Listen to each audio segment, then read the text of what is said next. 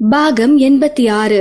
அவந்திகா அவள் மனதில் நினைத்ததையெல்லாம் பேசி முடித்த பிறகுதான் அவளுக்கு இதெல்லாம் பேசியிருக்க கூடாதோ என்று தோன்றியது.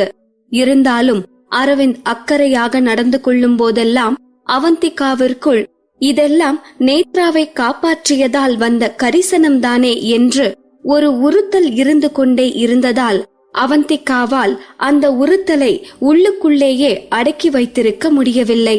அதனால்தான் வெளிப்படையாக அரவிந்திடமே கொட்டி தீர்த்து விட்டாள். ஆனால் அரவிந்தோ அவந்திகாவின் இந்த யூகத்திற்கு பதில் கூறுவதாக தெரியவில்லை. சில வினாடிகளுக்கு அவந்திகாவையே உற்று பார்த்தவன் மீண்டும் இயல்பாக சாப்பாடு ஊட்டிவிட ஆரம்பித்தான். அரவிந்தின் மௌனம் அவந்திகாவை மேலும் குடைய ஆரம்பித்தது. சார், நான் கேட்டதுக்கு நீங்க எதுவுமே சொல்லலையே என்று அவந்திகா மெல்ல அரவிந்தை பார்த்து கேட்க, அரவிந்தோ, ஓ மேல நான் அக்கறை காட்டுறது நிஜம். அதுக்கு என்ன பேர் வேணாலும் நீ வச்சுக்கோ, அத பத்தி எனக்கு கவலை இல்ல. ஆனா நான் உன்கிட்ட ஒன்னு கேப்பேன், அதுக்கு மட்டும் சரியான பதில் சொல்லு என்று அரவிந்த் பீடிகை போடவும், அரவிந்த் அடுத்த சண்டைக்கு ஆயத்தமாகிவிட்டானோ என்று அவந்திகாவிற்கு தோன்றியது. கேளுங்க சார் என்று அவந்திகா கொஞ்சம் பீதியோடே அரவிந்த் கேட்க போகும் கேள்விக்கு பதில் கூற தயாரானாள். நீ என்னன்னு கூப்பிடுற என்று அரவிந்த் புருவத்தை உயர்த்தி கேட்கவும், அவந்திகாவோ இவ்வளோ மொக்கையான கேள்வியா, இதுக்குதான் எனக்கு பதில் தெரியுமே என்பது போல வேகமாக சார்னு கூப்பிடுவேன் என்று பதில் கூறினாள். இனி அப்படி கூப்பிடாத என்று அரவிந்த் கூறவும் அவந்திகாவிற்கோ ஒன்றும் புரியவில்லை.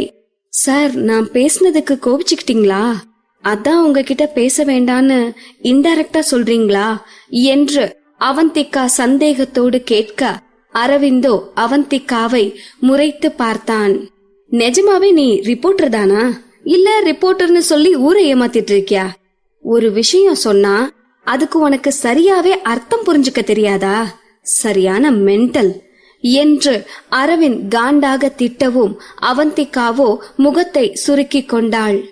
என்ன சார் இப்படியெல்லாம் திட்டுறீங்க? இப்போ என்ன நான் சரியா புரிஞ்சுக்கலையா? அப்படியே நான் சரியா புரிஞ்சுக்கலனா நான் சரியா புரிஞ்சுக்கிற அளவுக்கு நீங்க சரியா சொல்லலன்னு தானே அர்த்தம் என்று அவந்திகா அவள் பக்கம் தவறில்லை என்பது போல பேசவும், அரவிந்தோ கண்களை சுருக்கி கொண்டு அவந்திகாவை பார்த்தான். உனக்கு என்ன தெரியுதோ இல்லையோ, நல்லா பேச தெரியுது. சரி, உனக்கு புரியுற மாதிரியே சொல்றேன். இனி என்ன சார்னு கூப்பிட வேண்டாம், வேற ஏதாவது சொல்லி கூப்பிடு. இப்போவாவது புரியுதா என்று அரவிந்த் கேட்கவும், அப்பொழுதும் அவந்திகா குழப்பமான முகபாவத்தை தான் காட்டினாள். சார், இப்பவும் நீங்க என்ன சொல்ல வரீங்கன்னே எனக்கு புரியல. உங்களை சார்னு கூப்பிட கூடாதுன்னா வேற எப்படி கூப்பிடுறதா என்று அவந்திகா குழப்பத்தோடு கேட்க, அரவிந்தோ அதற்கு பதிலே கூறாமல் வேறொரு கேள்வியை கேட்டான். உனக்கு நான் யாரு என்று அரவிந்த் கேட்கவும், அவந்திகாவிற்கு என்ன பதில் சொல்வதென்றே புரியவில்லை. வேற யாரு? வில்லன் தான். ஆனா இதெல்லாம் வாயை திறந்து சொல்ல முடியுமா? இந்த அரவிந்துக்கு என்னதான் ஆச்சோ? சாப்பாடு ஊட்டி விட்டுட்டு அத ஜீரணம் பண்ற மாதிரியே கேள்வி கேட்டு கொள்றான், படுபாவி என்று அரவிந்தை மனதுக்குள் திட்டிக் கொண்டவள் அரவிந்தை பாவமாக பார்த்தாள். அது சார், நான் சொல்றேன்னு கோவிச்சுக்காதீங்க. எனக்கு அடிபட்டதுல என் மூளை சரியா வேலை செய்ய மாட்டேங்குது. நீங்களே அந்த கேள்விக்கு பதிலும் சொல்லிடுங்களே என்று அவந்திகா அப்பாவித்தனமாக கேட்கவும், அரவிந்திற்கோ சிரிப்பு வந்தது. என்னவோ அடிபட்ட பிறகுதான் உன் மூளை வேலை செய்யாத மாதிரி சொல்ற. சரி, ஓகே, நான் கேட்டதுக்கு நானே பதிலும் சொல்றேன். நான் உனக்கு ஹஸ்பண்ட், சரிதானே என்று அரவிந்த் சர்வசாதாரணமாக கூறவும், அவந்திகாவிற்கோ மயக்கமே வருவது போல இருந்தது. இது எப்போல இருந்து ஹஸ்பண்டாமே? இத்தனை நாளா ஏதோ எதிர்நாட்டு விரோதி மாதிரி தானே என்ன ட்ரீட் பண்ணிட்டு இருந்தான். இப்போ என்னவோ ஹஸ்பண்ட்னு இவனே வாக்குமூலம் கொடுக்கறானே. அவந்திகா, இதுக்கு பின்னாடி உள்நாட்டு சதி ஏதாவது இருக்குமோ? எதுக்கும் நீ ஜாக்கிரதையாவே இரு. எதுவா இருந்தாலும் மட்டும் கொட்டு. இவனை நம்பி எதுக்கும் ரியாக்ட் பண்ணிடாத என்று அவந்திகாவிற்குள் இருக்கும் டிடெக்டிவ் அவந்திகா எச்சரிக்கவும், அவந்திகா, அப்படியா சார் என்று கூறி சகஜமாக இருப்பதை போல் காட்டிக்கொண்டாள். என்ன அப்படியா? நான் உன் ஹஸ்பண்ட் தானே, சோ இனி என்ன சார்னு கூப்பிட வேண்டாம், வேற ஏதாவது சொல்லி கூப்பிடு என்று அரவிந்த் கூறியதும் அவந்திகாவிற்கோ சட்டென்று ஒன்றும் தோன்றவில்லை. சார் வேற என்னன்னு சொல்லி கூப்பிடுறது, எனக்கு ஒன்னும் தோணலையே என்று முழித்துக் கொண்டே அவந்திகா கூறவும் அரவிந்தோ அவந்திகாவை விடுவதாக இல்லை. அதெல்லாம் தெரியாது, ஆனா இனி நீ என்ன சார்னு கூப்பிடக்கூடாது என்று அரவிந்த் ஸ்ட்ரிக்டாக சொல்லவும் அவந்திகாவிற்கோ கடுப்பானது. இன்னைக்கு இந்த அரவிந்த் நம்மள விடமாட்டான் போலையே, சரி ஏதாவது சொல்லி சமாளிப்போம் என்று நினைத்தவள் பலத்த யோசனைக்கு பிறகு அப்போ பட்டின்னு கூப்பிடட்டுமா என்று அறிவுபூர்வமாக பதில் கூற அரவிந்தோ மீண்டும் முறைக்க ஆரம்பித்தான். இப்போ எதுக்கு முறைக்கிறீங்க? பிடிக்கலனா பிடிக்கலன்னு சொல்லுங்க, நான் வேற யோசிப்பேன்ல என்றவள் விட்டத்தை பார்த்து யோசிக்க ஆரம்பித்தாள். தீவிர யோசனைக்கு பிறகு சூப்பர் நேம் கண்டுபிடிச்சிட்டேன், பப்பு எப்படி இருக்கு என்று கேட்கவும் அரவிந்தோ கடுப்பின் உச்சிக்கே சென்றிருந்தான். என்னது பப்புவா? நான் என்ன நாய்க்குட்டியா என்று அரவிந்த் கடுப்பாக கேட்க உச்சு கொட்டினாள் அவந்திகா. இதுவும் பிடிக்கலையா? சரி வேற யோசிக்கிறேன் என்று மீண்டும் யோசித்தவள் டா போட்டு கூப்பிடட்டுமா என்று ஆர்வமாக கேட்டுவிட்டு அரவிந்த் வாடா, அரவிந்த் போடா, எப்படி இருக்கு என்று வேறு சொல்லி பார்த்து கொண்டாள். அவந்திகா அப்படி சொல்லி பார்த்து கொண்டதை உள்ளுக்குள் ரசித்து பார்த்த அரவிந்த் அதை வெளியில் காட்டிக் கொள்ளாமல், அதெல்லாம் வேணாம், என்ன பேர் சொல்லியே கூப்பிடு, அரவிந்த்னு கூப்பிட்டா போதும் என்று கூறியதும் அவந்திகாவிற்கு ஏமாற்றமானது. இதுக்குத்தான் இவ்ளோ பில்டப்பா சார், இதுக்கு பப்புங்கிற பேரே நல்லா தான் இருக்கும் என்று சலித்து கொண்டாள் அவந்திகா. ஆமா ஆமா, பப்பு உன் இனந்தானே, சோ உனக்கு நல்லா தான் இருக்கும் என்று கிண்டல் அடித்தவன் இப்போலிருந்து அரவிந்த்னு பேர் சொல்லியே கூப்பிடு என்று கூறிவிட்டு போனை எடுத்துக்கொண்டு வெளியில் போனான். அரவிந்த் வெளியில் போனதும் அவந்திகாவிற்கோ அரவிந்த் செய்வதையெல்லாம் நினைத்து வேடிக்கையாக இருந்தது. இந்த அரவிந்த் மண்டையில இருக்கிற நட்டு கலண்டு போச்சா என்ன? எதுக்கு இப்படி லூசுத்தனமா நடந்துக்கிறானோ? சார்னு கூப்பிட கூடாதாமே? அப்ப என்ன டார்லிங், புஜ்ஜு, டியர்னா கூப்பிட முடியும் என்று யோசித்தவளுக்கு அரவிந்தின் எதிர்பார்ப்பும் அதுதான் என்பது புரியாமல் போய்விட்டது. அரவிந்தின் எண்ணத்தை புரிந்து கொள்ளாமலே அவந்திகா அரவிந்த் டார்லிங், அரவிந்த் டியர், அரவிந்த் செல்லம் என்று கூப்பிட்டு பார்த்து கொண்டாள். அப்படி சொல்லி பார்க்கும் போதே அவந்திகாவிற்கு கூச்சமாக இருந்தது. ஏதோ வினோதமாக தோன்றியதால் தலையை குலுக்கிக் கொண்டவள் அப்படியே கண்ணை மூடி தூங்க ஆரம்பித்தாள். அவந்திகா அசந்து தூங்கிக் கொண்டிருக்க அவளின் போனுக்கு கால் வந்தது. தூக்கத்தில் இருந்து எழுந்தவள் அரவிந்த் இன்னும் அங்கு வந்திருக்காததை பார்த்துவிட்டு போனை எடுத்து பார்த்தாள். அவந்திகாவின் லைவ் ஸ்ட்ரீம் பார்ட்னர் ஆதித்யா தான் கால் செய்திருந்தான். போனை எடுத்தவள் ஹலோ என்று கூறியதுதான் தாமதம். ஆதித்யாவோ அவந்திகாவை பேச விடாமல் கடகடவென்று அவன் சொல்ல வந்ததை சொல்லி முடித்திருந்தான். அம்ரிதா, உனக்கு எத்தனை தடவை கால் பண்ணேன், ஏன் போனை எடுக்கல? 2 நாளைக்கு முன்னாடி கூட ஒரு லைவ் ஸ்ட்ரீம் இருக்குன்னு மெசேஜ் பண்ணேன், அதுக்கும் உன்கிட்ட இருந்து எந்த ரிப்ளையும் இல்ல. நீ என்னதான் பண்ணிட்டு இருக்க? லைவ் ஸ்ட்ரீம் பண்ற மாதிரி ஐடியா இருக்கா, இல்ல இதுக்கு மேல இதெல்லாம் வேண்டான்னு விட்டுட்டியா என்று ஆதித்யா மூச்சு விடாமல் பேசிக் கொண்டிருக்க அவந்திகா அவனை அமைதிப்படுத்தினாள். ஆதி, பிளீஸ் கொஞ்சம் அமைதியா இரு, என்ன பேச விட்டாதானே என்னால பேச முடியும். நீயே விடாம பேசிட்டு இருந்தா அப்புறம் நான் எப்படி உன் கேள்விக்கு பதில் சொல்றது என்று கூறியவள், நான் ஒரு சின்ன சிக்கல்ல மாட்டிக்கிட்டேன், அதான் உன் போனுக்கு மெசேஜுக்கு எதுக்குமே ரெஸ்பான்ஸ் பண்ண முடியல. உனக்கே என்ன பத்தி தெரியும் தானே, நான் கேம்ஸ்டரா இருக்கிறதுக்கு காரணம் பணத்துக்காக இல்ல, கேம் விளையாடுறது எனக்கு பிடிக்கும், அதனாலதான். எல்லாம் தெரிஞ்ச நீயே இப்படி பேசினா எப்படி என்று அவந்திகா ஆதித்யாவை சமாதானப்படுத்த முயற்சி செய்ய ஆதித்யா கொஞ்சம் சமாதானமானான். சரி, நீ சொல்றதெல்லாம் புரியுது. இன்னைக்கு ஈவினிங் ஒரு லைவ் ஸ்ட்ரீம் இருக்கு, நீ என்ன பண்ணுவியோ தெரியாது, இன்னைக்கு நீ வந்தே ஆகணும். உன்னோட ஃபேன்ஸ் எல்லாம் ரொம்ப எதிர்பார்ப்போட காத்துட்டு இருக்காங்க.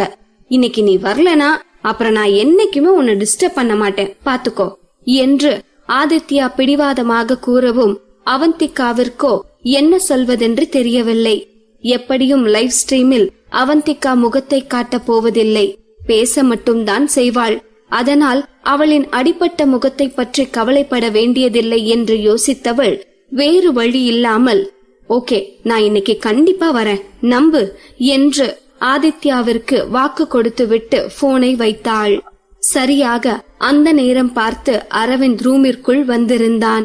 யார்கிட்ட பேசிட்டு இருக்க, எங்க வரேன்னு சொல்லிட்டு இருக்க என்று அரவிந்த் கேட்க, அரவிந்தை பார்த்த அவந்திகாவிற்கு திக்கென்று ஆனது. அது சார், இல்ல சார்னு கூப்பிடக்கூடாதுன்னு சொன்னீங்கல்ல, மறந்துட்டேன் என்றவள். அது அரவிந்த், என் நியூஸ் ஏஜென்சில இருந்துதான் கால் வந்தது, முக்கியமான ஒரு வேலை வந்திருக்கு, இத நான் தான் பண்ணி ஆகணும், சோ நான் இப்பவே போய் ஆகணும் என்று அவந்திகா தடுமாற்றத்தோட கூறிக்கொண்டிருக்க, அரவிந்தோ நோ வே என்று அழுத்தமாக கூறினான். ஆனால் அவந்திகாவோ அரவிந்தின் பேச்சை கேட்பதாக இல்லை. அரவிந்தை கன்வின்ஸ் செய்ய முயற்சி செய்தாள். அரவிந்த் பிளீஸ், இது என்னோட கெரியருக்கு ரொம்ப முக்கியம் என்று அவந்திகா கெஞ்ச, அரவிந்தோ அவந்திகாவின் காலை சுட்டிக்காட்டினான்.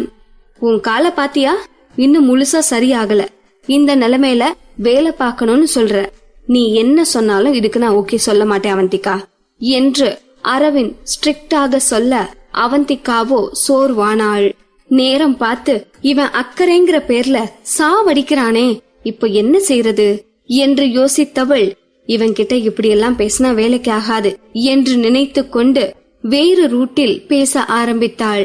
நீங்க தானே அரவிந்த் சொல்வீங்க, ஒரு வேலையில கமிட் ஆகிட்டா என்ன நடந்தாலும் அதை சரியா செஞ்சு முடிக்கணும்னு, அத நீங்களே தப்புன்னு சொன்னா எப்படி?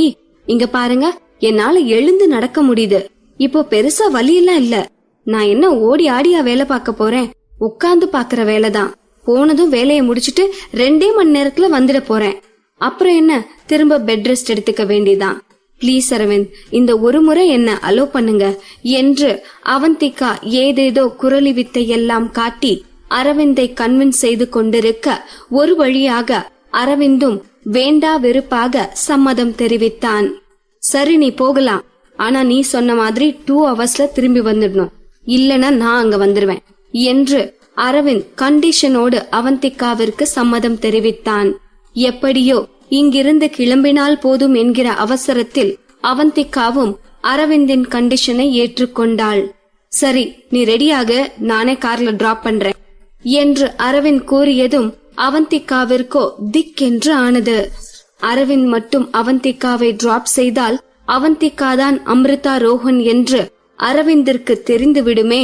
அவந்திகா யாருக்குமே தெரியாமல் அம்ரிதா ரோஹன் என்கிற சீக்ரெட் நேமை வைத்துக் கொண்டுதானே ஒப்பித்திக் கொண்டிருக்கிறாள்.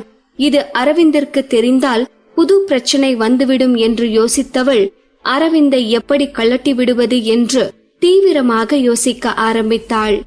ஆனால் என்னதான் அவந்திகா புத்திசாலித்தனமாக காயை நகர்த்தி தப்பிக்க முயற்சி செய்தாலும் ரகசியங்கள் ஒரு நாள் வெளிச்சத்திற்கு வந்தே தீரும் என்பதுதானே மறுக்க முடியாத உண்மை. பாகம் 87. அவந்திகாவோடு அரவிந்தும் வருவதாக சொல்லவும் அவந்திகாவிற்கு என்ன செய்வதென்றே புரியவில்லை. இப்பொழுது அரவிந்த் மட்டும் அவளோடு போனால் அவந்திகா தான் அம்ரிதா ரோஹன் என்று அரவிந்திற்கு தெளிவாக தெரிந்துவிடுமே. அதை எப்படியாவது தடுத்தாக வேண்டும் என்கிற நோக்கத்தில் பேச ஆரம்பித்தாள் அவந்திகா. அரவிந்த், நான் இவ்ளோ தூரம் சொல்லியும் என் மேல நம்பிக்கை இல்லையா? இப்போ ஆபீஸ்க்கு நீங்க என்ன டிராப் பண்ண வந்தா அப்புறம் நான் தான் மிஸ்ஸஸ் அரவிந்த்னு நியூஸ் ஏஜென்சிக்கே தெரிஞ்சிரும். அப்புறம் என்ன பெரிய பிரளயமே வெடிக்க ஆரம்பிச்சிடும். இதத்தான் நீங்க விரும்புறீங்களா? இன்னைக்காவது எந்த பிரச்சனையும் இல்லாம நிம்மதியா வேலை பார்த்துட்டு வரணும்னு நினைக்கிறேன். அது உங்களுக்கு பிடிக்கலையா என்று அவந்திகா வேதனையில் பேசுபவளைப் போல விடாமல் பேசிக் கொண்டிருக்க, அரவிந்திற்கோ அவந்திகாவை தனியாக விடுவதை தவிர வேறு வழி இருக்கவில்லை. உன்னால தனியா போயிட முடியுமா என்று அரவிந்த் தவிப்போடு கேட்கவும், அவந்திகாவோ முடியும் என்று வேகமாக தலையசைத்து விட்டு ஃப்ரெஷ் அப் ஆகிவிட்டு அங்கிருந்து கிளம்பினாள். அரவிந்தும் அவளுக்கு பின்னால் வரவும் அரவிந்தை திரும்பி பார்த்தவள், இது விடாத கருப்பு போலையே என்று முறைக்கவும் அரவிந்தோ அவந்திகாவின் எண்ணத்தை புரிந்து கொண்டவனாய், ஹாஸ்பிட்டல் வாசல் வரைக்குமாவது வரேன் என்று கூறிவிட்டு அவந்திகாவின் முன்னால் நடக்க ஆரம்பித்தான். அரவிந்த் இந்த அளவுக்கு அக்கறை காட்டுவதை பார்த்த அவந்திகாவின் மனம் அரவிந்திடம் அப்படியே சரணடைந்து விடலாம் என்று உருகிக் கொண்டிருக்க, அவந்திகாவோ அவளின் மனதிற்கு கடிவாளம் போட்டு நிறுத்தினாள். அவந்திகா, இந்த அரவிந்த நம்பிடாத. இவன் எப்போ வேணும்னாலும் வெறி கொண்டு சைக்கோவா மாறிடுவான். இந்த அக்கறையெல்லாம் உண்மையோ நடிப்போ, ஆனா நீ மட்டும் எப்பயும் உஷாரா இரு என்று எச்சரித்தவள் அதற்கு பிறகு அரவிந்தின் கண்ணில் மண்ணை தூவிவிட்டு எப்படி எஸ்கேப் ஆவது என்று யோசிக்க ஆரம்பித்தாள். அரவிந்த், வாசல் வந்துருச்சு. இதுக்கு மேல நானே போய்க்கிறேன். You don't worry. நான் இங்கிருந்து எப்படி போறேனோ அதே மாதிரி முழுசா திரும்ப வந்துருவேன். நீங்க ரூமுக்கு போய் ரெஸ்ட் எடுங்க என்று கூறியவள் ஹாஸ்பிட்டல் கேட்டிற்கு வெளியே போய் ஆட்டோவிற்கு நின்றாள். அவந்திகாவை அப்படியே விடும் அளவுக்கு அரவிந்த் என்ன சாதாரண ஆளா? உடனடியாக கார் பார்க்கிங் போனவன் காரை எடுத்துக்கொண்டு ஹாஸ்பிட்டலின் இன்னொரு கேட் வழியாக அவந்திகா நிற்பதற்கு கொஞ்ச தூரம் நின்று கொண்டு அவந்திகாவை ஃபாலோ பண்ண தயாரானான். சாரி அவந்திகா, இந்த நிலையில உன்னை தனியா விட்டுட்டு என்னால கவலைப்பட்டுட்டு இருக்க முடியாது. நீ சேஃபா ஆபீஸ்க்கு போயிட்டேன்னு என் கண்ணால பார்த்து தெரிஞ்சுக்கிட்டாதான் எனக்கு நிம்மதி. அதுக்கு தான் உன்னை ஃபாலோ பண்ணி வரப்போறேன் என்று மனதிற்குள் சொல்லிக் கொண்டவன் அவந்திகா ஆட்டோவில் ஏறவும் அவளை ஃபாலோ பண்ண ஆரம்பித்தான். ஆனால் ஆட்டோவோ அவந்திகாவின் ஆபீஸுக்கு போகாமல் வேறு எங்கோ போய்க் கொண்டிருந்தது. அவந்திகா, நீ கேடிதான். அவுட்டர் வேலைன்னு சொன்னா நான் விடமாட்டேன்னு ஆபீஸ்க்கு போறேன்னு பொய் சொல்லிருக்கியா?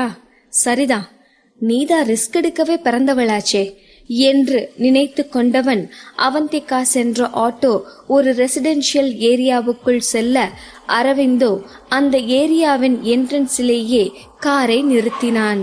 அதற்கு மேல் போனால் அவந்திகா நிச்சயம் அரவிந்தை கண்டுபிடித்து விடுவாள் என்று யோசித்தவன் அங்கேயே காரை நிறுத்திவிட்டு அவந்திகா வரும் வரை காத்திருக்கலாம் என்கிற முடிவுக்கு வந்தான். சரியாக அந்த நேரம் பார்த்து சம்பத்திடமிருந்து கால் வரவும் போனை எடுத்தவன், சம்பத், நான் ஒரு முக்கியமான வேலையில இருக்கேன், இப்போ என்னால எங்கேயும் வர முடியாது என்று சம்பத் பேசுவதற்கு முன்பே பதில் கூறி முடித்தான் அரவிந்த். அரவிந்த் சார், போனை வச்சிடாதீங்க. நீங்க இப்போ எந்த முக்கியமான வேலையில இருக்கீங்கன்னு எனக்கும் தெரியும். பிகாஸ் இப்போ நான் உங்களை பார்த்துட்டு தான் இருக்கேன் என்று சம்பத் ஆர்வமாக பேசிக் கொண்டிருக்க அரவிந்திற்கோ குழப்பமானது. என்ன பார்த்துட்டு இருக்கியா? எங்க இருக்க நீ என்று அரவிந்த் சுற்றியும் முற்றியும் பார்த்து கொண்டிருக்க ஒரு ஆட்டோ அரவிந்தின் காருக்கு அருகில் வந்து நின்றது. ஆட்டோவில் சம்பத் தான் அமர்ந்திருந்தான். அப்பொழுதும் சம்பத் போனில் பேசுவதை நிறுத்தி இருக்கவில்லை. சார், இங்க என்ன உங்களுக்கு முக்கியமான வேலை இருக்கு என்று கேட்டவன் அரவிந்திடம் பதில் வராமல் போகவும், நான் இங்க என்ன பண்ணிட்டு இருக்கேன்னு கேட்க மாட்டீங்களா? நான் யார ஃபாலோ பண்ணிட்டு வந்தேன்னு தெரியுமா என்று பீடிகை போடவும் அரவிந்திற்கோ எரிச்சலானது. இவன் எதுக்கு அவந்திகாவை ஃபாலோ பண்ணிட்டு வந்திருக்கான்? சொல்ற வேலையை விட்டுட்டு தேவையில்லாததெல்லாம் பண்ணிட்டு இருப்பான் என்று அரவிந்த் எரிச்சல் பட்டு கொண்டிருக்க, சம்பத்தோ உற்சாக குரலில் அம்ரிதாரோகண என்று கத்தி கூறினான். அரவிந்திற்கோ சம்பத் என்ன சொல்ல வருகிறான் என்றே புரியவில்லை. அப்போதைக்கு அரவிந்தின் மைண்டில் அவந்திகா மட்டுமே இருக்கவும் திடீரென்று அம்ரிதா ரோஹன் என்று சம்பத் கூறியதும் அரவிந்தால் எதையும் புரிந்து கொள்ள முடியவில்லை. என்ன சொல்ற? அம்ரிதா ரோஹனா என்று அரவிந்த் சந்தேகமாக கேட்கவும் சம்பத் கடகடவென்று அவனின் டிடெக்டிவ் பிளானை போட்டுடைக்க ஆரம்பித்தான். ஆமா சார், அம்ரிதா ரோஹனத்தான். நீங்களும் அவங்கள ஃபாலோ பண்ணிட்டு தானே வந்திருக்கீங்க.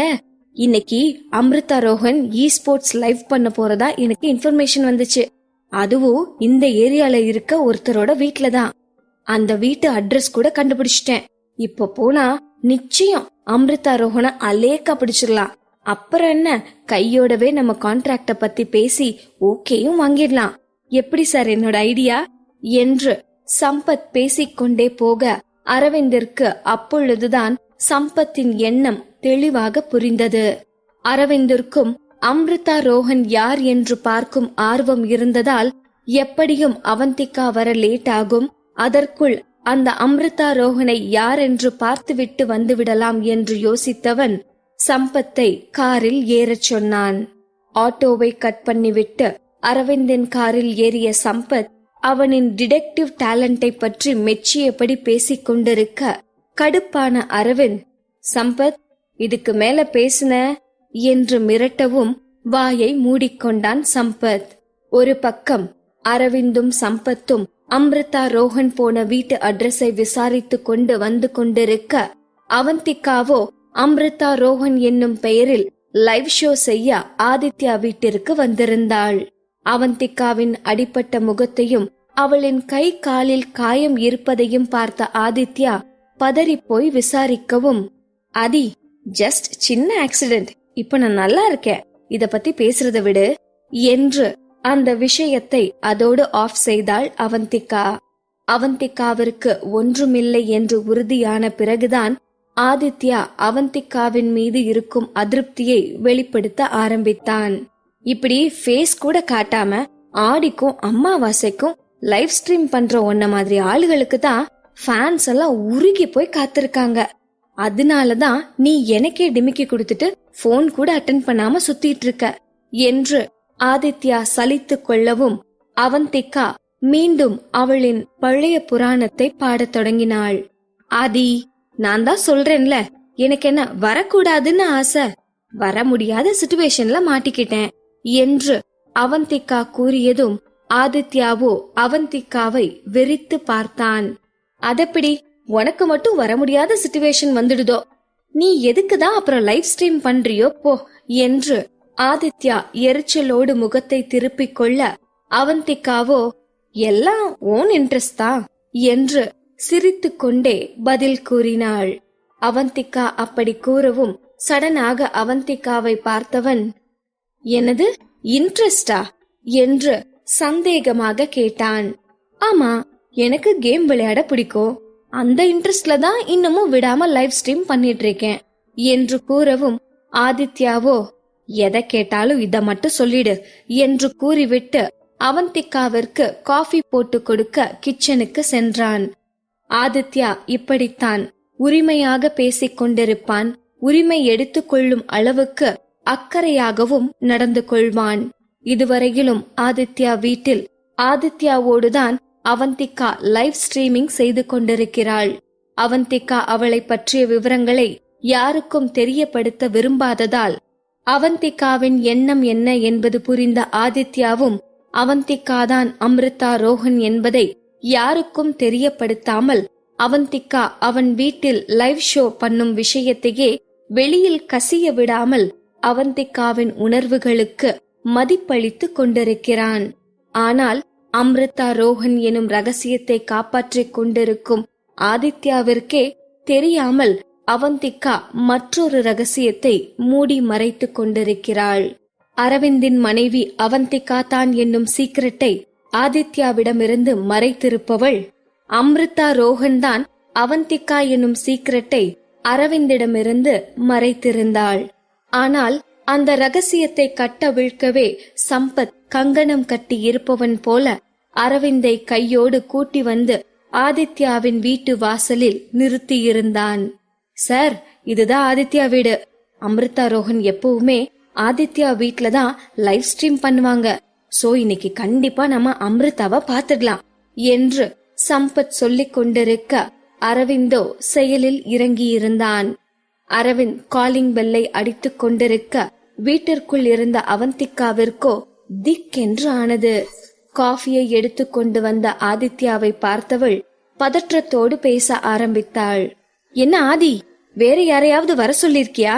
யாரு காலிங் பெல் அடிக்கிறது என்று அவந்திகா பதற்றத்தில் கேட்கவும் ஆதித்யாவோ கிண்டலாக சிரித்தான். ஆமா, உன்ன வர சொல்லிட்டு வேற யாரையாவது வர சொல்ல முடியுமா? நீதான் சீக்ரெட் குயின் ஆச்சே. பல கோடி ஊழல் வழக்குல கோல்மால் பண்றவங்க கூட உன்ன மாதிரி ஓடி ஒளியறதில்ல. ஆனா நீதான் என்னவோ இப்படி பயந்து நடுங்குற. ஃபுட் டெலிவரி பண்றவங்களா தான் இருக்கும், நீ ஒன்னும் டென்ஷன் ஆகாத, நான் பாக்குறேன் என்று ஆதித்யா கூறிய பிறகும் கூட அவந்திகாவின் டென்ஷன் குறைந்திருக்கவில்லை. ஒரு நிமிஷம் இரு, நான் நம்ம லைவ் ஸ்ட்ரீம் ரூம்ல போய் ஒளிஞ்சுக்கிறேன், அப்புறமா கதவை தர என்றவள் அறைக்கு ஓடினாள். அவந்திகா அறைக்குள் போனதும் கதவை திறந்த ஆதித்யா அங்கு நின்று கொண்டிருந்த இருவரையும் மாறி மாறி பார்த்தான். அரவிந்தோ மாஸ்கும் சன்கிளாஸும் போட்டுக்கொண்டு நின்று கொண்டிருக்க அவனை அடையாளம் கண்டிருக்காத ஆதித்யா சம்பத்தை பார்த்து, ஃபுட் எங்க, சீக்கிரம் கொடுங்க என்று அவசரப்படுத்தினான். ஆதித்யா அப்படி கேட்டதும் திருட்டு மொழி முழித்த சம்பத், ஃபுட்டா? உங்க வீட்டுக்கு வந்தா ஃபுட்டோடு தான் வரணுமா? இது எனக்கு தெரியாம போச்சே என்று குழப்பத்தோடு பேச ஆதித்யாவிற்கோ கடுப்பானது. அப்போ நீங்க ஃபுட் டெலிவரி பண்றவங்க இல்லையா? அப்புறம் எதுக்கு சார் காலிங் பெல் அடிச்சீங்க என்று கடுப்பானவன் கதவை மூட போக சம்பத் கதவை மூடாதபடி பிடித்து கொண்டான். சார் ஒரு நிமிஷம் இருங்க, நீங்க தானே ஆதித்யா என்று சம்பத் அவசர குரலில் கேட்க ஆதித்யாவோ அப்பொழுதும் கதவை முழுதாக திறக்காமல், ஆமா நான் தான் ஆதித்யா, இப்போ அதுக்கு என்ன என்று எடக்கு மடக்காக கேட்டான்.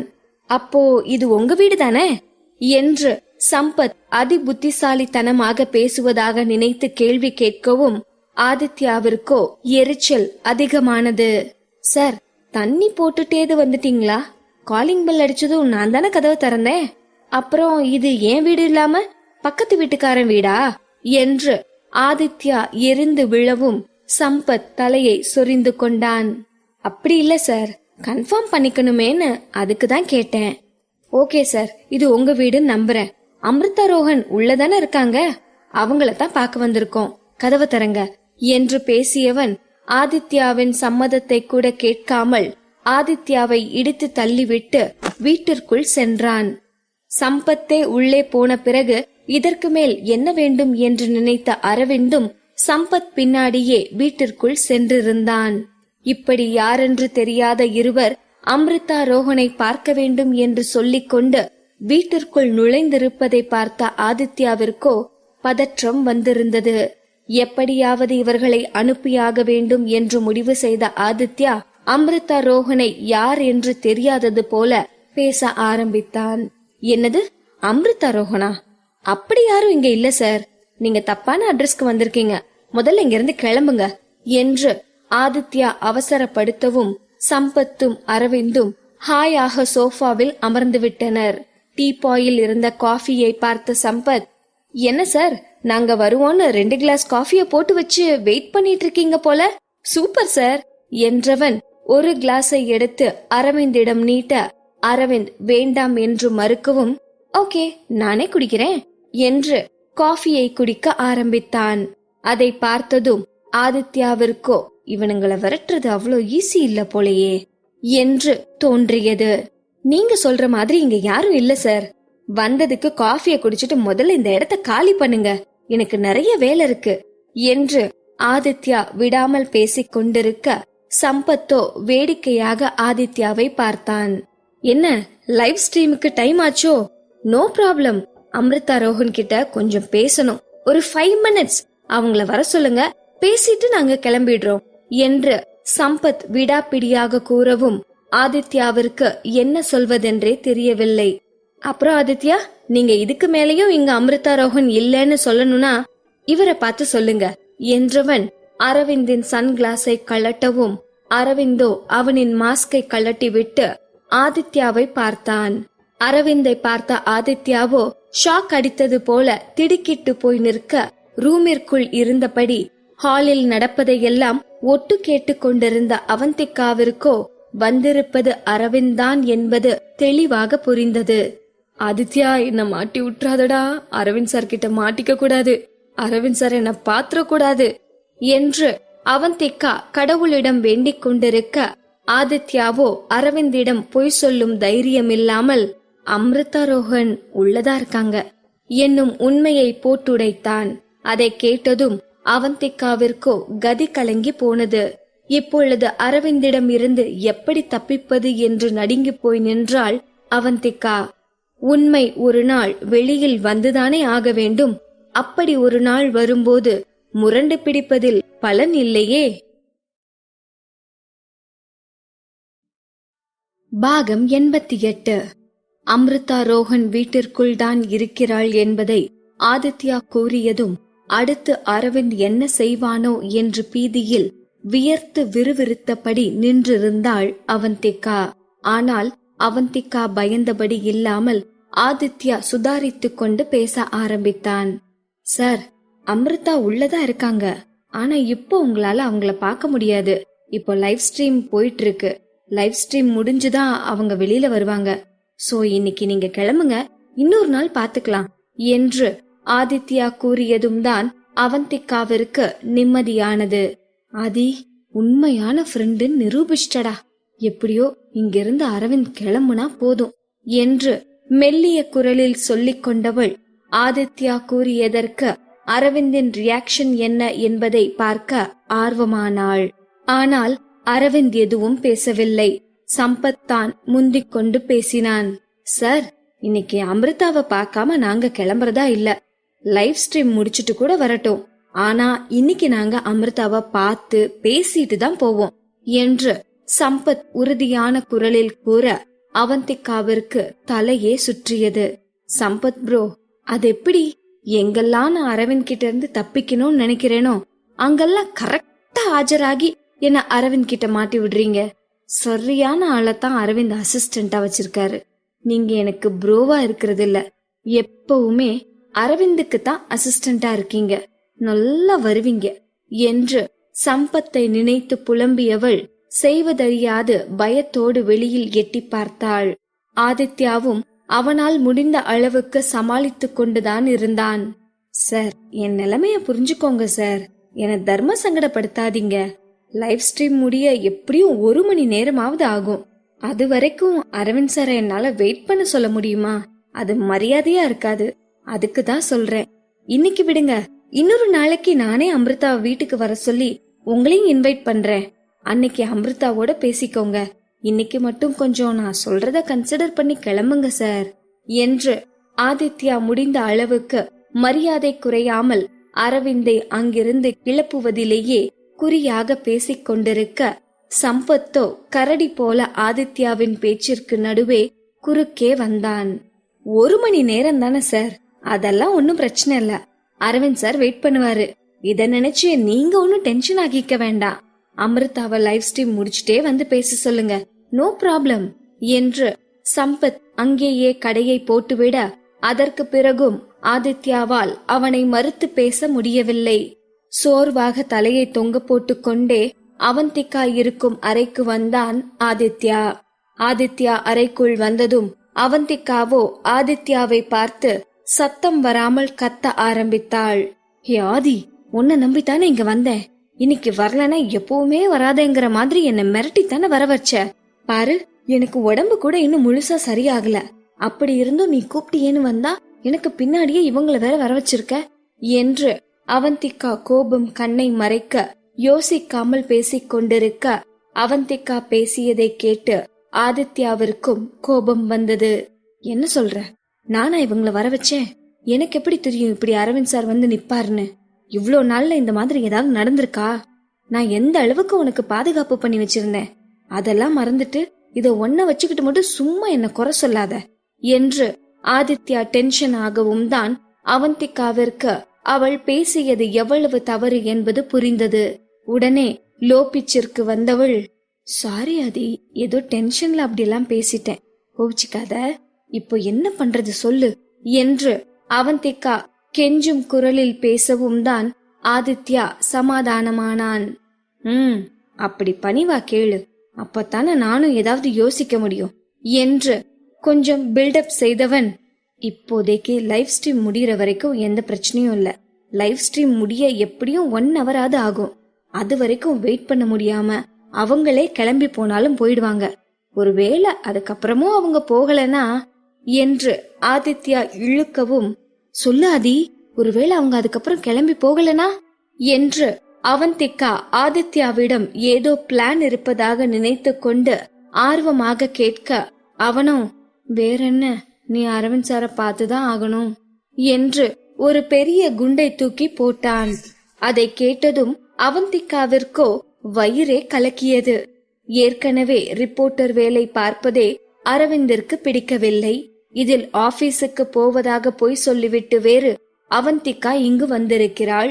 இந்த இடத்தில் வைத்து மட்டும் அரவிந்த் அவளை பார்த்தால் அவ்வளவுதான், குடியே முழுகி போய்விடும் என்று அவந்திகாவிற்கு நன்றாகவே தெரிந்திருந்தது. இப்ப என்ன, அரவிந்த் சார் தானே பார்க்க போற? அவர் எவ்வளவு பெரிய ஆக்டர், அதுவும் நீ அவரோட ஃபேன் வேற.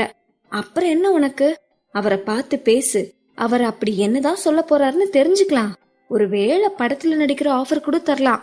அப்புறம் என்ன, அவர் கூட சேர்ந்து நீயும் பெரிய ஸ்டார் ஆகிடுவ என்று ஆதித்யா நிலைமை தெரியாமல் கற்பனையில் மிதந்து கொண்டிருக்க, அவந்திகாவோ கடுப்பில் தன்னையே நொந்து கொண்டாள். ஆதி, அரவிந்த் பத்தி உனக்கு ஒண்ணுமே தெரியாது. அவருக்கு மட்டும் நான் தான் அமிர்தான்னு தெரிஞ்சதுன்னு வை, வாழ்க்கையிலேயே நான் நடிச்சுட்டு தான் இருக்கேன்னு சொல்லி என்ன உண்டு இல்லைன்னு பண்ணிருவாரு. அதுக்கப்புறம் அவர் கோபத்தை யாராலையும் கண்ட்ரோல் பண்ண முடியாது. இப்பதான் என் மேல அவருக்கு கொஞ்சம் இரக்கம் வந்து நல்லபடியா நடந்துட்டு இருக்காரு.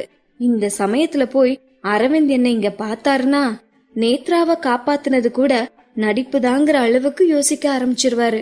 அவ்வளோ ஏன், திலக்க ஏற்பாடு பண்ணினது கூட நான் தான் சந்தேகப்பட்டா கூட ஆச்சரியப்படுறதுக்கு இல்ல. அந்த அளவுக்கு கிறுக்குத்தனமா யோசிப்பாரு. அதனால என்ன ஆனாலும் சரி, நான் தான் அமிர்தான்னு அரவிந்துக்கு தெரியப்படுத்த போறதில்ல. அதுக்கு நான் எவ்வளோ ரிஸ்க் வேணாலும் எடுப்பேன் என்று அவந்திகா நினைத்து கொண்டிருக்க, ஆதித்யாவோ அவந்திகாவின் முகத்திற்கு நேராக கையசைத்து அவளை உசுப்பினான். என்ன மேடம், அதுக்குள்ள ஸ்டாராவே ஆகிட்டீங்க போல. கற்பனையில அரவிந்த் சாரோட டூயட் பாடிட்டு இருக்கியா என்று ஆதித்யா கிண்டல் அடிக்கவும், அவந்திகாவிற்கு அவன் தலையில் நங்கென்று கொட்ட வேண்டும் போல் இருந்தது. டேய் லூசு ஆதி, அரவிந்தோட ஒய்ஃபே நான் தான்டா. நான் எதுக்கு அவரோட கற்பனையில டூயட் பாடணும்? நான் நினைச்சா அந்த மனுஷனோட நிஜத்திலேயே டூயட் பாடுவேன் என்று அவந்திகா மைண்ட் வாய்ஸில் பேசிக் கொண்டிருக்க, இது புரியாத ஆதித்யாவோ அவந்திகாவை பார்த்து கிண்டலாக சிரித்தான். போதும் உன் டூயட் ட்ரீம் எல்லாம், வேணும்னா இப்பவே அரவிந்த் சாரை பார்த்துட்டு வந்துடுறியா என்று ஆதித்யா கேட்டதும் அவந்திகாவிற்கு தூக்கி வாரி போட்டது. அதற்கு மேல் அமைதியாக இருப்பது சரிவராது என்று உணர்ந்தவள் பதற்றத்தில் பேச ஆரம்பித்தாள். என்னது, இப்பவே போய் பாக்குறதா? நான் எப்பவுமே போய் பார்க்க மாட்டேன்னு சொல்லிட்டு இருக்கேன், நீ என்னடா இப்படி பேசுற? முதல்ல லைவ் ஸ்ட்ரீம் ஸ்டார்ட் பண்ணுவோம், அதுக்குள்ள அவங்க கிளம்புனா ரொம்ப சந்தோஷம். இல்லாட்டி அவங்களை எப்படியாவது சமாளிச்சு இங்கிருந்து அனுப்புற வழிய பார்க்கலாம் என்றவள் லைவ் ஸ்ட்ரீமிற்கு தயாராகி சேரில் அமர, ஆதித்யாவோ உதட்டை சுளித்தான். நீ ரொம்ப தான் பண்ற அமிர்தா. உன்னை விட எவ்வளவோ ஃபேமஸான கேம்ஸ்டர்ஸ் எல்லாம் இருக்காங்க தெரியுமா? ஆனா அவங்கெல்லாம் கூட உன் அளவுக்கு பில்டப் பண்ணதில்ல. இந்நேரத்துக்கு மட்டும் ராஜாங்கிற கேமர் இருந்திருந்தாருன்னு வை, இந்த ஃபீல்ட்ல வேற யாராலையும் அவரை மிஞ்சி இருக்க முடியாது. நீயும் இவ்ளோ பில்டப் பண்ணிட்டு இருந்திருக்க மாட்ட என்று ஆதித்யா சொல்லிக் கொண்டிருக்க, ராஜன் என்ற பெயரை கேட்டதும் அவந்திகா ஆர்வமானாள். என்னது, இப்போ என்ன பேர் சொன்ன? திரும்ப சொல்ல ஆதி என்று அவந்திகா அவசர குரலில் கேட்க, ஆதித்யாவோ ராஜன் என்று சாவுகாசமாக கூறினான்.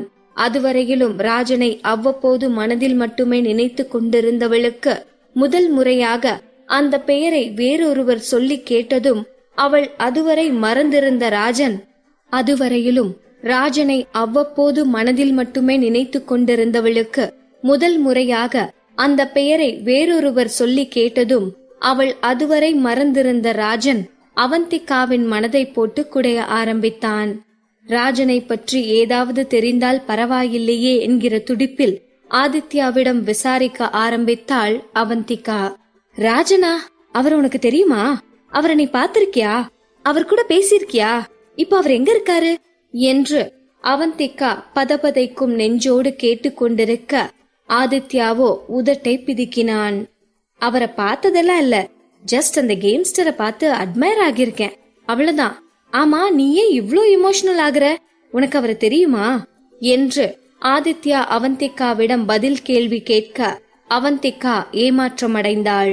இல்லை என்று தலையாட்டியவளின் முகவாதத்தை கவனிக்காத ஆதித்யாவோ மேற்கொண்டு பேச ஆரம்பித்தான். ராஜன் மட்டும் இல்ல, அவரோட டீமே பயங்கர தீயாத்தான் விளையாடுவாங்க. அவங்க டீம்ல கூட தியான்னு ஒரு பொண்ணு இருந்தா, அந்த பொண்ணையும் சும்மா சொல்லக்கூடாது. ராஜன் மாதிரி பயங்கரமா விளையாடும். செம்ம பிளேயர் தெரியுமா என்று ஆதித்யா பெருமையாக கூறிக்கொண்டிருக்க, அவந்திகாவோ அந்த தியாவே நான் தான் ஆதி என்று மைண்ட் வாய்ஸில் சொல்லிக் கொண்டிருந்தாள். அவந்திகா தான் தியா என்பது தெரியாத ஆதித்யாவோ, என்ன அந்த பொண்ணு நல்லா விளையாடுவான்னு சொன்னதும் மேடம்க்கு கடுப்பாகுதோ? உண்மையத்தான் சொல்றேன், அந்த தியா செம்மையா விளையாடுவா. அவ விளையாடுற வேகத்தை பார்த்தா அவ பொண்ணாங்கதே சந்தேகம்தான். ஒருவேளை பொண்ணு ஐடியில பையன்தான் விளையாடுறானோன்னு கூட நாங்க யோசிப்போம் என்று கூறிவிட்டு ஆதித்யா சிரிக்கவும் அவந்திகா சங்கடத்தில் நெளிந்தாள். சரி சரி, லைவ் ஸ்டார்ட் பண்ணலாமா என்று அவந்திகா கேட்கவும் ஆதித்யாவோ, அதானே, ஒரு பொண்ணை பத்தி இன்னொரு பொண்ணுகிட்ட புகழ்ந்தா ஒத்துக்க மாட்டீங்களே என்று முனவிக்கொண்டே லைவ் ஸ்ட்ரீமை ஸ்டார்ட் செய்தான். அடுத்த 1 மணி நேரம் மின்னல் வேகத்தில் போய்க் கொண்டிருந்தது.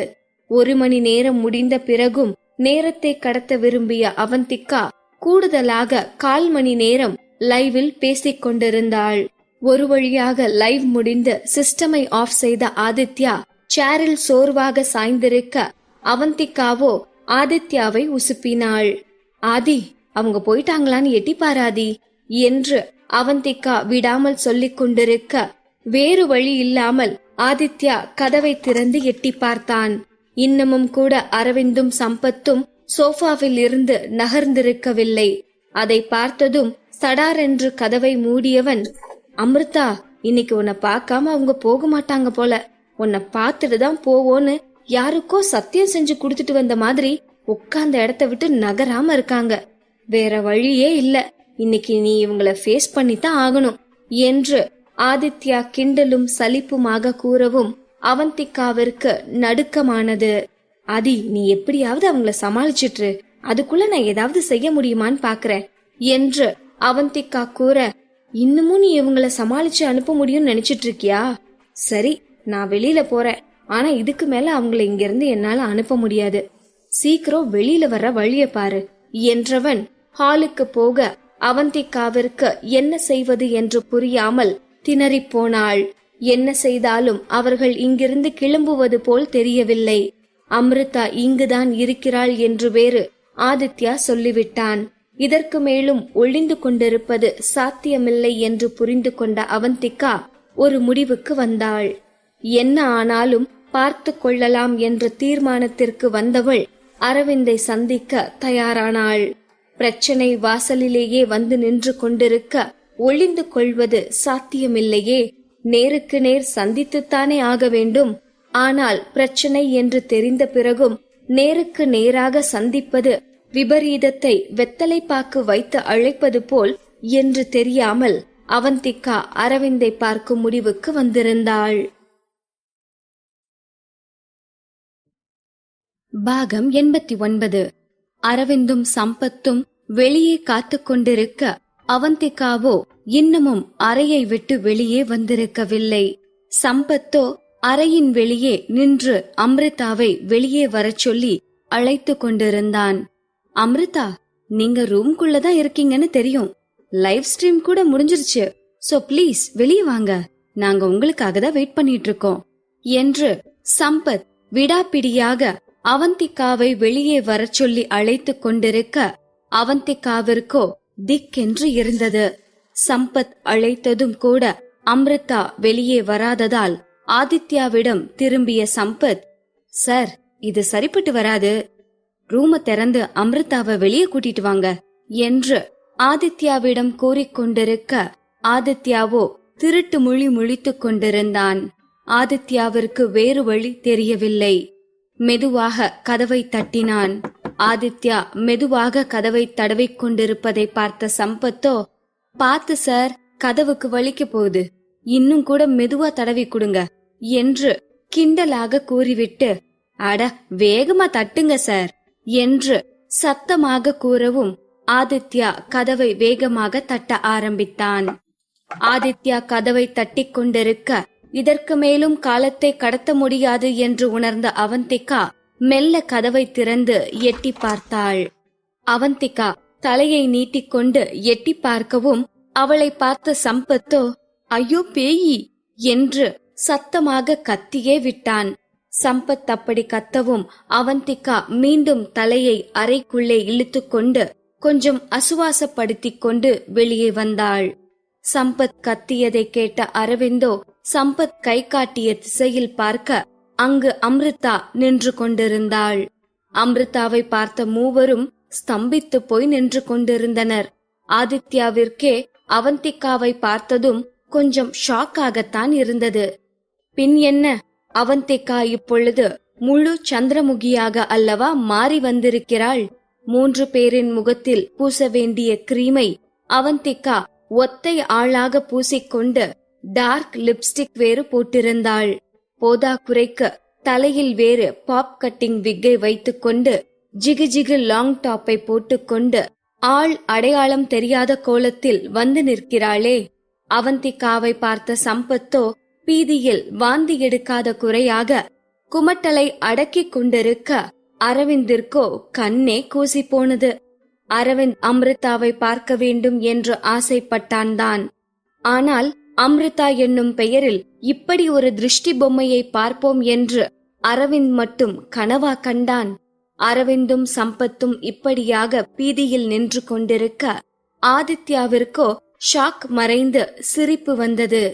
ஆனாலும் அம்ரிதா, இந்த மேக்கப்ல வந்து இவங்களை இப்படி பயமுறுத்தி இருக்க கூடாது என்று நினைத்து கொண்டு சிரித்து கொண்டான். இப்படியாக மூவரும் அம்ரிதாவை பார்த்து கொண்டிருக்க அம்ரிதா ரூபத்தில் இருந்த அவந்திகாவோ கொஞ்சம் கூட கூச்ச நாச்சம் இல்லாமல் போட்டுக்கொண்ட வேஷத்திற்கு ஏற்றவாறு நடிக்க ஆரம்பித்தாள்.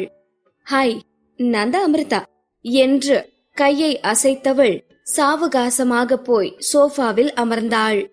பொதுவாக கெஸ்ட் யாராவது பார்க்க வந்தால் யாராக இருந்தாலும் தன்னை அலங்காரம் பண்ணிக்கொண்டு கண்ணுக்கு லட்சணமாக காட்சியளிக்கத்தான் விருப்பப்படுவார்கள்.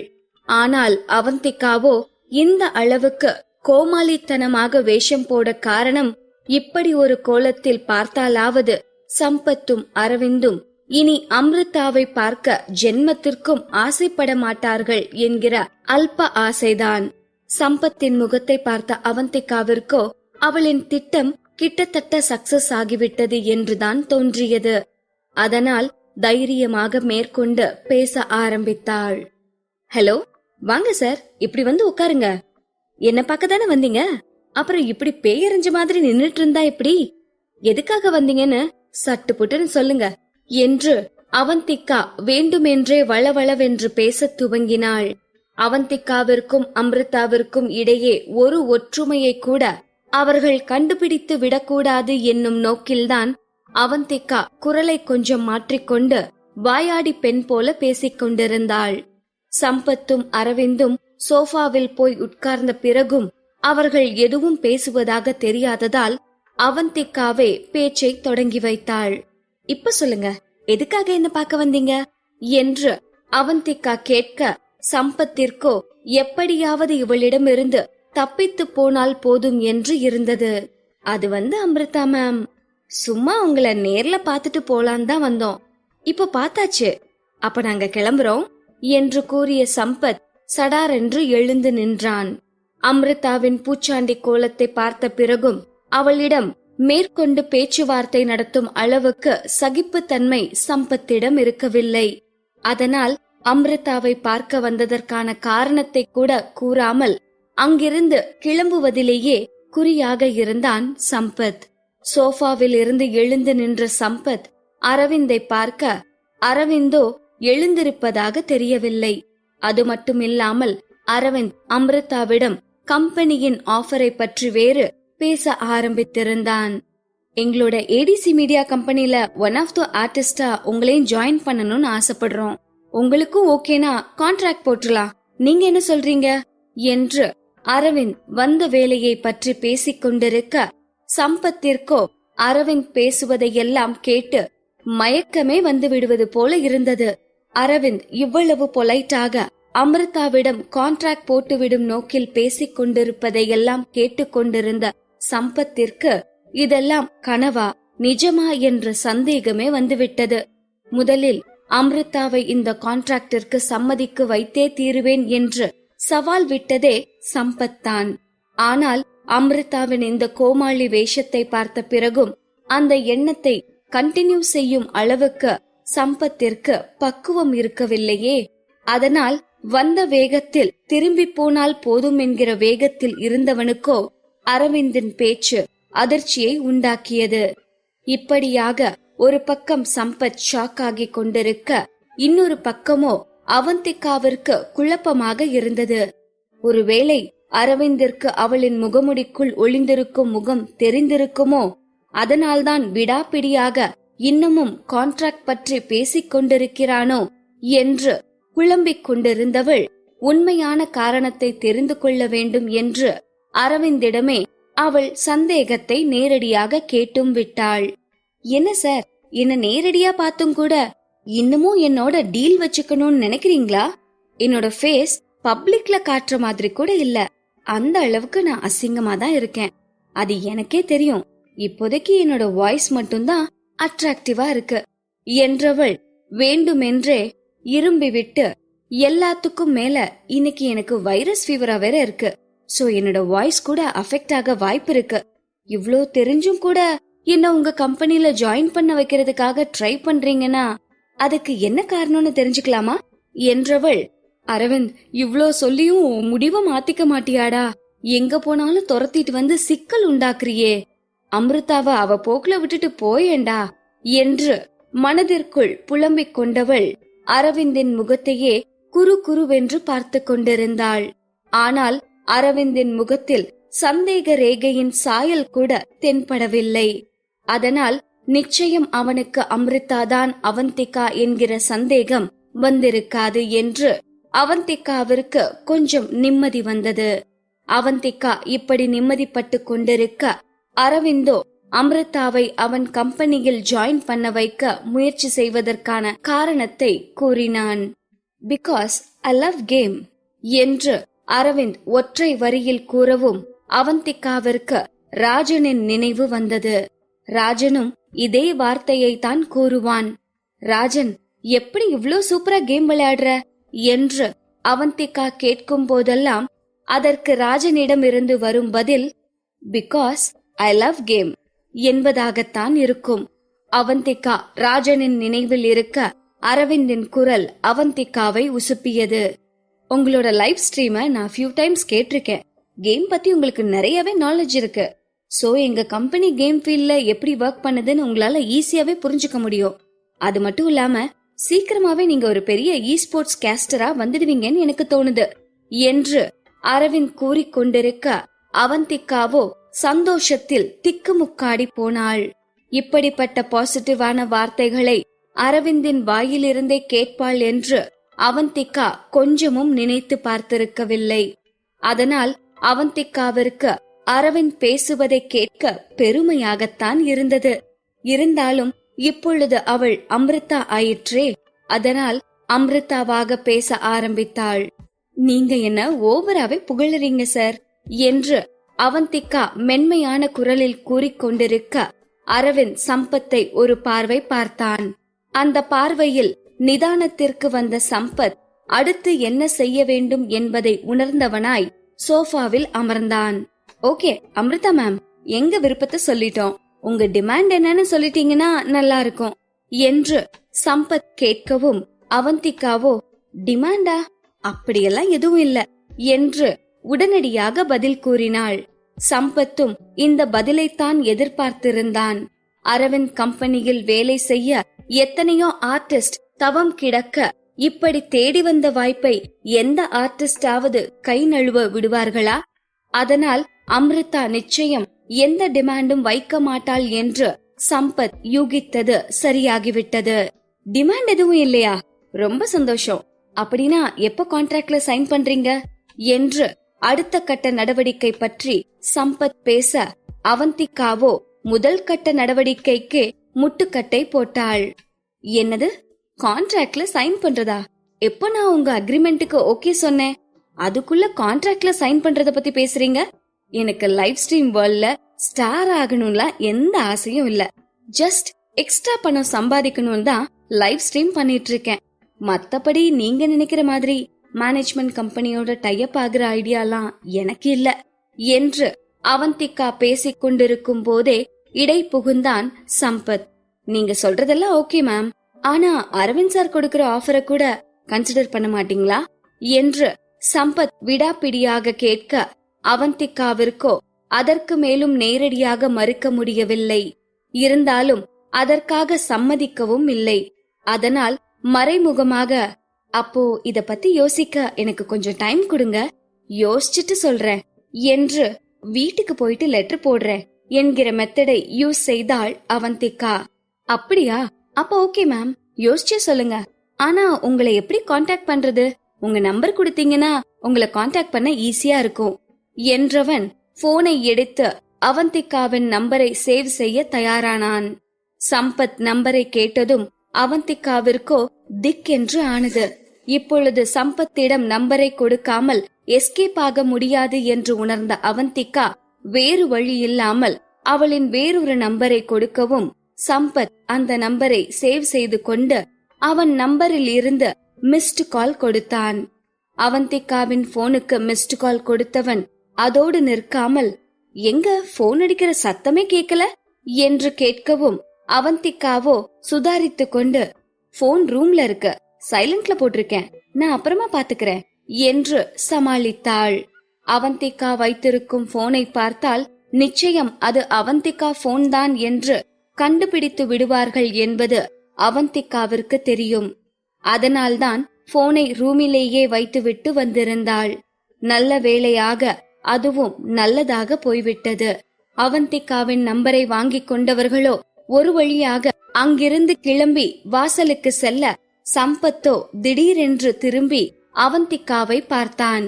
அம்ருதாவை பார்த்ததில் இருந்து சம்பத்திற்குள் ஏதோ ஒரு உறுத்தல் இருந்து கொண்டே இருந்தது. அம்ருதாவை பார்க்கும்போது அவந்திகாவின் நினைவுதான் சம்பத்திற்கு வந்து கொண்டிருந்தது. அதனால் அம்ருதா வேஷத்தில் இருந்த அவந்திகாவை குறு குருவென்று பார்த்தவன், உங்களுக்கு ஃபீமேல் ரிப்போர்ட்டர் அவந்திகாவை தெரியுமா என்று கேட்டதும் அவந்திகாவிற்கோ தூக்கி வாரி போட்டது. சம்பத் அப்படி கேட்டதும் அரவிந்தின் கண்களோ கூர்மையானது. ஆதித்யாவோ அதுவரையிலும் இருந்தது போல பொம்மை மாதிரி நின்று கொண்டிருந்தான். ஒரு வழியாக அரவிந்தை சமாளித்தாயிற்று என்று நம்பிக்கொண்டிருந்த அவந்திகாவிற்கோ சம்பத்தின் கேள்விக்கு என்ன பதில் சொல்லி சமாளிப்பது என்று புரியாமல் கதி கலங்கியபடி நின்று கொண்டிருக்க, அவந்திகாவின் வேஷம் வெளுக்க துவங்கியது. வாழ்க்கையில் வேஷம் போட துவங்கினால் வாழ்க்கையே நாடக மேடை ஆகிவிடும் என்பதை யார் சொல்லி புரிய வைப்பது? பாகம் 90. ரிப்போர்ட்டர் அவந்திகாவை உங்களுக்கு தெரியுமா என்று சம்பத் கேள்வி கேட்க, முதலில் ஷாக்கான அவந்திகாவோ பின்பு சுதாரித்து கொண்டு சமாளிக்க ஆரம்பித்தாள். ரிப்போர்ட்டர் அவந்திகாவா? ஓ, எனக்கு நல்லாவே தெரியுமே, அந்த பொண்ணு ரொம்ப தைரியமான ரிப்போர்ட்டர் ஆச்சே என்று அவந்திகா அவளை பற்றி அவளே பெருமையாக கூற, சம்பத்தோ அவந்திகாவை சந்தேகமாக பார்த்தான். சம்பத்தின் கண் பார்வையில் அவந்திகா இப்பொழுது அம்ருதா எனும் கேம்ஸ்டர் தான். ஒரு கேம்ஸ்டருக்கு ஒரு சாதாரண ரிப்போர்ட்டரை பற்றி இந்த அளவுக்கு நன்றாக தெரிந்திருக்க வாய்ப்பில்லையே என்னும் சந்தேகத்தில் சம்பத் மூழ்கி இருக்க, அதை அம்ருதாவிடம் வாய்விட்டு கேட்டான் சம்பத்.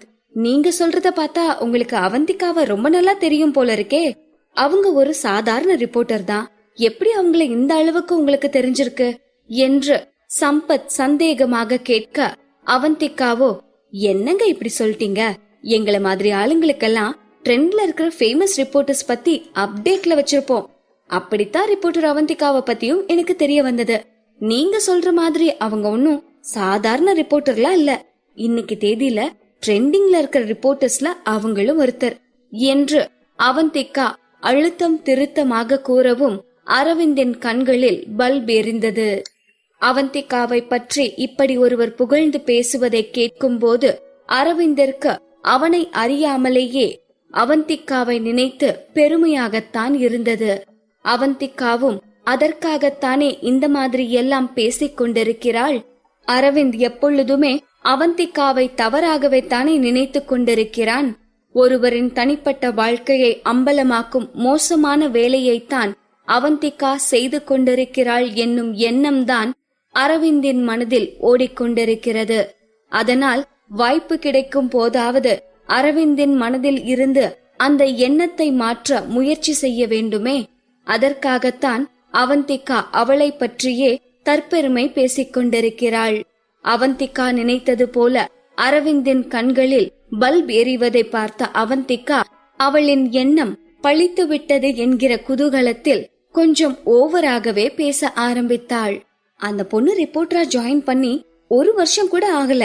ஆனா அந்த பொண்ணு எவ்வளவு சின்சியரா ஒர்க் பண்றா தெரியுமா? இந்த காலத்துல இந்த அளவுக்கு யார் இப்போ செய்யற வேலைக்கு உண்மையா இருக்காங்க? அதுவும் வந்த கொஞ்ச நாள்லயே பெரிய பெரிய நியூஸ் எல்லாம் கண்டுபிடிச்சு பப்ளிஷ் பண்ணிட்டானா பாத்துக்கோங்களேன். அவ எந்த அளவுக்கு ரிஸ்க் எடுத்து சின்சியரா ஒர்க் பண்றான்னு இதுல இருந்தே தெரியுதே. அதுவும் ரீசெண்டா கூட ஆக்டர் ரோஹித் பத்தின நியூஸ அவ தான் பப்ளிஷ் பண்ணா. அது கூட செம்ம ட்ரெண்டா போயிட்டு இருந்தது. உங்களுக்கு கூட தெரிஞ்சிருக்குமே, எல்லா ஃபீல்ட்லயும் நல்லவங்க கெட்டவங்கன்னு 2 வகை இருப்பாங்க. ரிப்போர்ட்டர்ஸ் ஃபீல்ட்ல அவந்திகா நல்ல ரிப்போர்ட்டருங்கிறத நான் அடிச்சு சொல்வேன். அவ கண்ணுல இருந்து கெட்டதெல்லாம் அவ்வளோ ஈஸியா எஸ்கேப் ஆகிட முடியாது என்று அவந்திகா தற்பெருமை கடலில் மூழ்கி போயிருக்க, அவந்திகாவை எப்படியாவது கண்ட்ரோலுக்கு கொண்டு வர வேண்டும் என்று யோசித்த ஆதித்யாவோ இருமுவதைப் போல அவந்திகாவின் கவனத்தை திசை திருப்ப முயற்சி செய்தான். ஆனால் அவந்திகாவோ ஆதித்யாவின் எண்ணத்தை புரிந்து கொள்ளாமல் அவனிடம் திரும்பி, என்னாச்சு, ஏன் இருமுற, உடம்பு சரியில்லையா என்று கேட்கவும் ஆதித்யாவிற்கோ என்ன சொல்வது என்று புரியவில்லை. எதுவும் சொல்லாமல் அமைதியானான். அம்ரிதா அவந்திகாவை பற்றி புகழ்ந்து பேசிக்கொண்டே இருப்பதை பார்த்த சம்பத்திற்கோ அவன் மூளைக்குள் ஒரு தரமான கேள்வி உதித்தது. எனக்கு ஒரு டவுட் மேம், நீங்க சொல்ற மாதிரி இந்த நியூஸ் மூலமா தான் அவந்திகாவை உங்களுக்கு தெரியும்னு சொன்னா கூட அவங்க பெண் நேம் தானே உங்களுக்கு தெரிஞ்சிருக்கணும். இந்த நியூஸ் எல்லாம் அவங்க புனை பேர்ல தான் பப்ளிஷ் பண்ணிருக்காங்க. அப்படி இருக்கும்போது அவந்திகான்ற நேம் உங்களுக்கு எப்படி தெரிஞ்சது என்று சம்பத் சாமர்த்தியமாக கேள்வி கேட்கவும் அவந்திகாவோ தடுமாறி போனாள். இருந்தாலும் சமாளித்துக் கொண்டவள், இதென்ன கேள்வி, அவந்திகாவை தனிப்பட்ட விதத்துல எனக்கு ரொம்ப பிடிக்கும். நமக்கு பிடிச்சவங்கள பத்தி நாம விசாரிச்சு தெரிஞ்சுப்போம்ல, அப்படித்தான் அவந்திகாவை பத்தியும் விசாரிச்சு தெரிஞ்சுக்கிட்டேன். இதுல ஆச்சரியப்படுறதுக்கு என்ன இருக்கு என்று ஒரு மாதிரியாக சமாளித்தவள், அவந்திகா ரொம்ப நல்ல பொண்ணு. அந்த பொண்ணுக்கு மேரேஜ் ஆச்சுன்னா அவளோட ஹஸ்பண்ட் அவளை நல்லா பாத்துக்கணும். அவளோட டேலண்ட புரிஞ்சுக்கிட்டு அவளுக்கு சப்போர்ட்டா இருக்கணும். எல்லார் மாதிரியும் அவகிட்டயும் சில குறைகள் இருக்குதான். இருந்தாலும் அதெல்லாம் பெருசுபடுத்தாம அவ ஹஸ்பண்ட் அவளை புரிஞ்சு நடத்துக்கணும். அப்புறம் என்று அவந்திகா இன்டைரக்டாக அரவிந்திற்கு இன்ஸ்ட்ரக்ஷன் கொடுக்க முயற்சி செய்து கொண்டிருக்க, ஆதித்யாவிற்கோ அதற்கு மேலும் அம்ரிதாவை பேச விடுவது சரிப்பட்டு வராது என்று தோன்றவும், போதும் அம்ரிதா, அவங்க வந்து ரொம்ப நேரம் ஆச்சு, அவங்களுக்கு முக்கியமான வேலை இருக்கும், அவங்கள போக விடு என்றவன் சம்பத்தை பார்த்தான். சம்பத்தும் அவந்திகா புராணத்தை கேட்டு சலித்து போனவனாய் விட்டால் போதும் என்று நினைத்து கொண்டு, ஓகே நாங்க கிளம்புறோம் என்றவன் அவனுக்கு அருகில் இருந்த அரவிந்தை ஓரக்கண்ணால் பார்த்தான். அரவிந்தின் முகத்தில் லேசாக சந்தோஷ ரேகை ஆங்காங்கே தெளிக்கப்பட்டிருக்க, அரவிந்தோடு வீட்டிற்கு வெளியில் வந்த சம்பத் மெதுவாக அரவிந்திடம் பேச்சு கொடுக்க ஆரம்பித்தான்.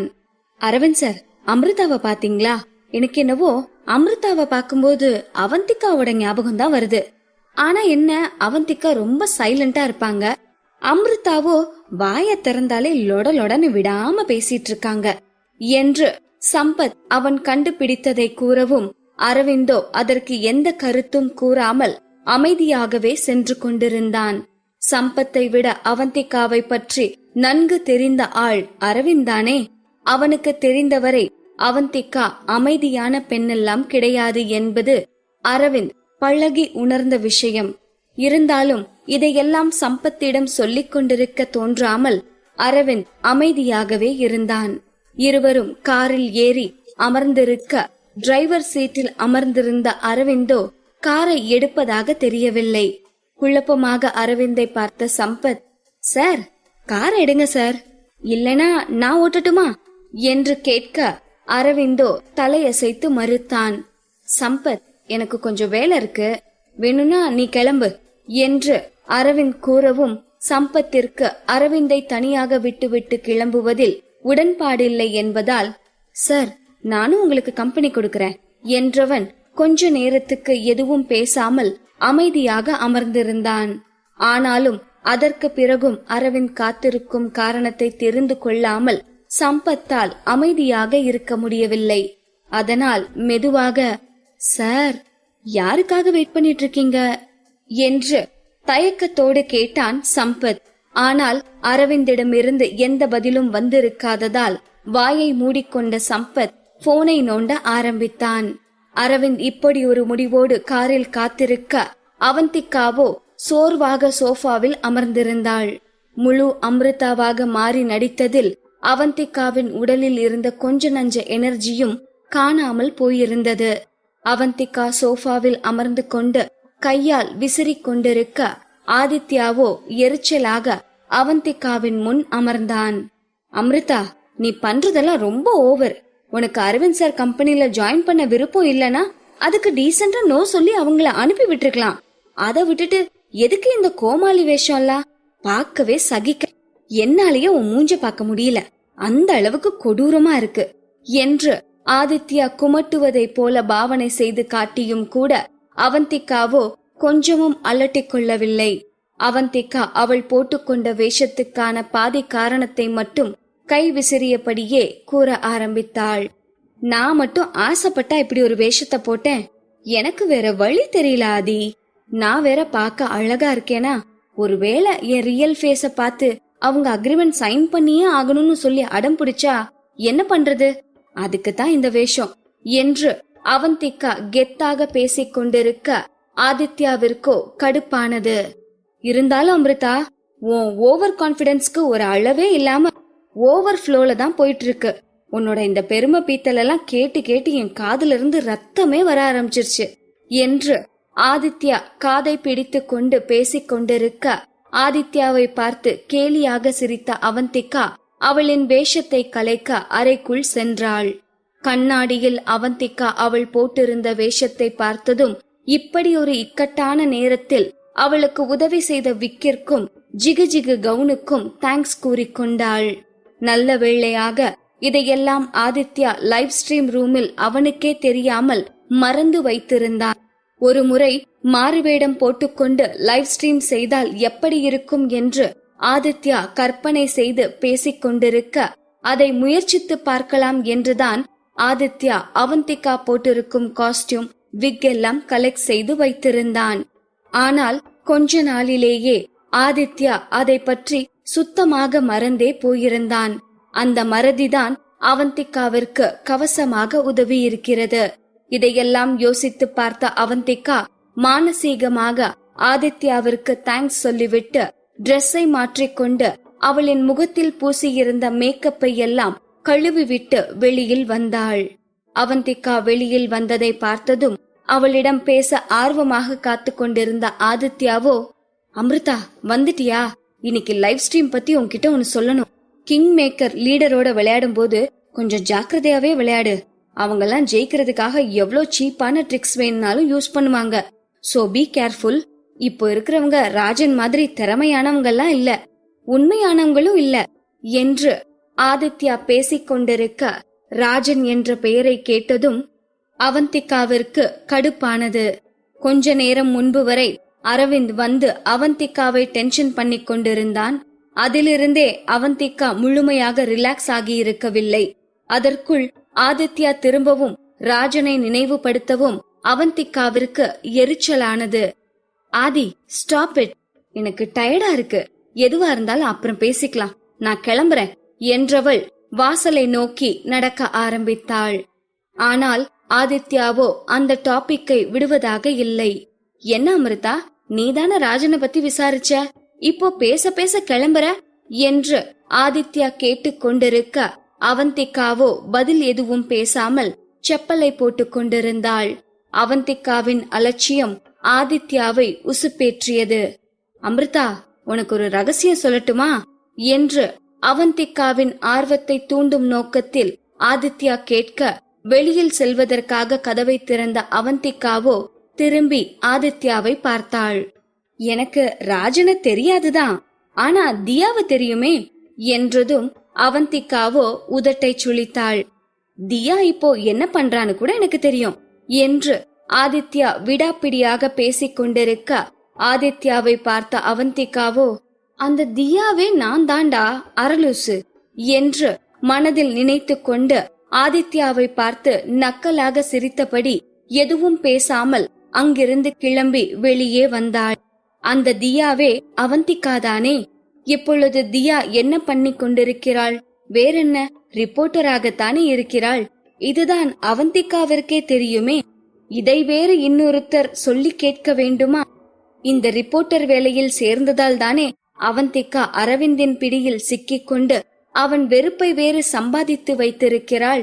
இதில் என்ன புதிதாக தெரிந்து கொள்ள வேண்டியிருக்கிறது என்று யோசித்துக் கொண்டே பில்டிங்கை விட்டு ரோட்டில் நடந்து கொண்டிருந்த அவந்திகாவிற்கு திடீரென்று அவளின் பெயரை சொல்லி யாரோ கத்துவதைப் போல இருக்கவும் டக்கென்று திரும்பி பார்த்தாள். சத்தம் வந்த திசையில் திரும்பி பார்த்தவள் கண்ணில் சம்பத் நின்று கொண்டிருப்பது தென்பட, அவனோ, அவந்திகா, நான் தான், இங்க வாங்க என்று கூப்பிட்டு கொண்டிருந்தான்.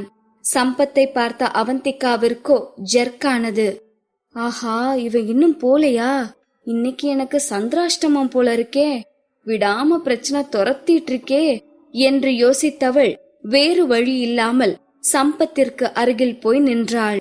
என்ன அவந்திகா, இங்க என்ன பண்றீங்க என்று சம்பத் கேட்டுக்கொண்டிருக்க, அவந்திகாவோ சம்பத்திற்கு அருகில் நின்று கொண்டிருக்கும் காருக்குள் அமர்ந்திருந்த அரவிந்தை கவனித்து விட்டாள்.